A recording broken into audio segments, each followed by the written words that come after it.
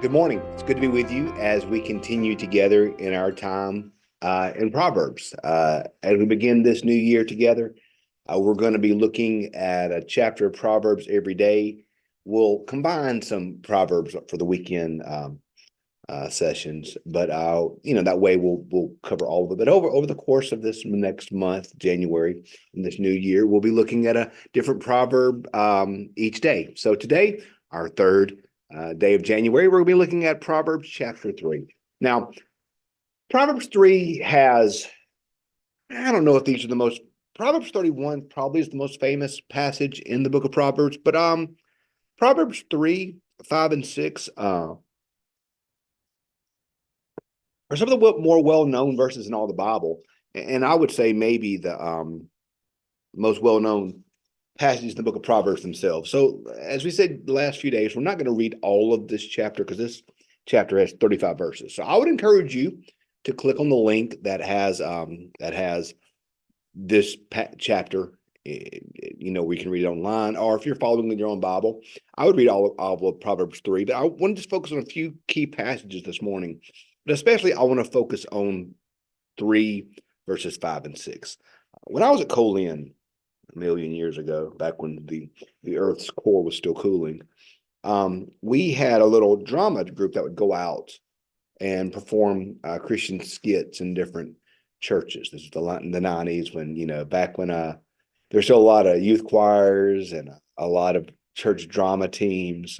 We did this, and we would go all over Southwest Mississippi. And our group was called The Mission. And our group had on the back of our T-shirts had these two passages printed on the back, and that's really one of the first times I really ever heard this passage. But it's Proverbs 3, 5, and 6. Trust in the Lord with all of your heart, and do not rely upon your own insight. In all your ways, acknowledge Him, and He will make your path straight. I grew up reading the New International, the NIV, where I think it says something to the effect of, because this is how I remember this passage: trust in the Lord with all of your heart, and do not lean in your own understanding. In all your ways, acknowledge Him, and He will make your path straight. I think that's so important for us to think about, not relying upon our own insight or our own understanding. I think it's later in Proverbs it says something to the effect of the way of the way of a man, his path seems straight, but it's misguided. I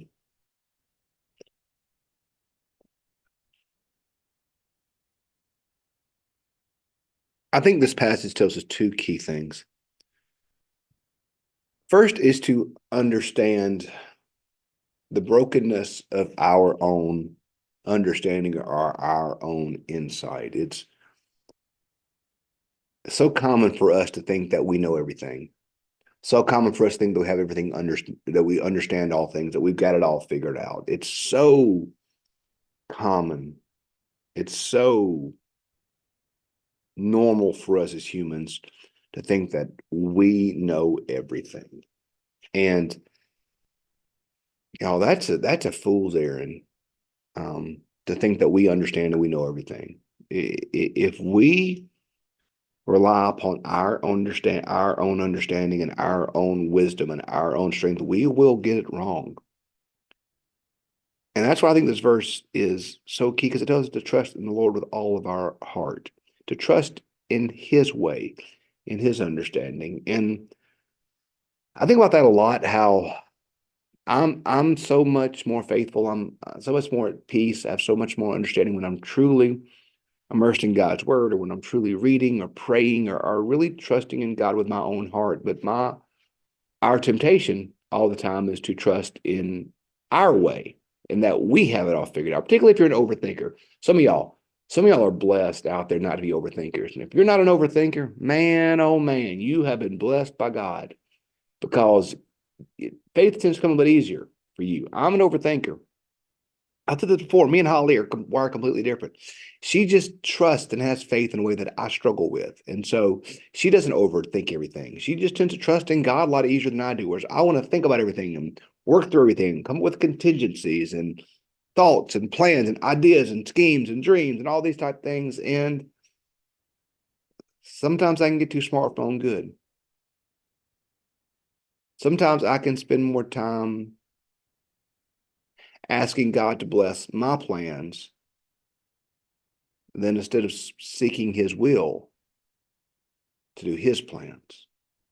So trust in the Lord with all of your heart and lean not on your own understanding. In all your ways acknowledge him, and he will make your path straight. See, when we trust in God, what we find is that when our hearts are in tune with him, and when our hearts are following him, and when we submitted ourselves to his will and his way, what we find is that our paths are suddenly more straight. Whenever I'm in charge, my paths seem awful crooked. Whenever I'm planning things or trying to figure it all out, it seems like everything gets real confused all of a sudden. But whenever I submit myself to God and trust in him and lean not upon my understanding, but lean upon his understanding and upon his way, then I find that my paths are a lot more straight. Imagine if the time and energy we spent worrying, or the time and energy we spent trying to figure it all out. Imagine if instead of spending that time and energy on that, we just submitted ourselves to God. We used our time and energy to submit ourselves to God. Imagine how much straighter our paths would be. Today, if you're struggling with some decision, some choice, something, you're struggling with that. Are you trying to figure it out on your own? Are you trying to do it by your own way, or your own might, or your own plan? Or have you submitted yourself to God? Have you acknowledged him? Have you followed him? He will make your path straight. It's not about being smarter. It's not about working harder. It's not about having all the wisdom. It's about humbling ourselves and submitting ourselves to God. Man, imagine if we did that. Imagine if we got out of the way. Imagine if we got out of our own way and simply humbled ourselves and submitted ourselves to God. What he would do. What he would do. Verse 7, do not be wise in your own eyes. Fear the Lord and turn away from evil. In verse 8, it will be a healing for your flesh and a refreshment from your body. How often has our planning and dreaming and scheming left us exhausted? So tired we can't stand it. Don't be wise in your own eyes. Don't think you've got it all figured out. Humble yourself, submit yourself to him. He will make your path straight, and even in that you will find refreshment and healing.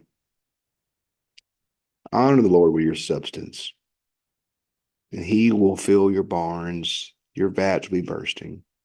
Verse 11, don't despise the Lord's discipline or be weary of reproof. For the Lord reproves the one he loves and the son in whom he delights. When we humble ourselves and submit ourselves to him, sometimes he'll correct us. Sometimes he'll point out where we're doing it wrong.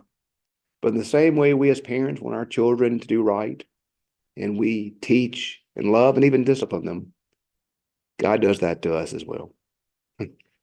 I think here's the thing, y'all. It's what we got to realize. We got to realize God is not out to get us.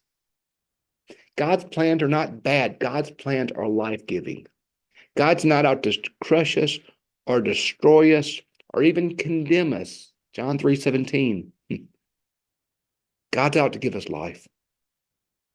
And when we acknowledge him, when we lean upon his understanding, when we are not wise in our own eyes, but live with his grace and mercy and plan, our paths are straighter, our life makes more sense, and there's a healing for our flesh and refreshment for our body. It's a good goal for this year, y'all. Let's don't spend our time trying to get God to bless our plans.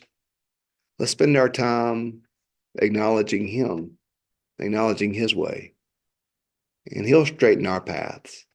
He'll lead us where He needs to be, and we'll be exactly where that is. So in all your ways, acknowledge Him, and He will make straight your paths. So let's acknowledge God today. Let's submit ourselves to God. Let's lean not upon our understanding. And when we do that, y'all, I promise you, we'll find life. So, thanks for joining us today. We're going to pick up tomorrow with chapter 4 of Proverbs. I'm enjoying reading this together with you. Have a great rest of your day.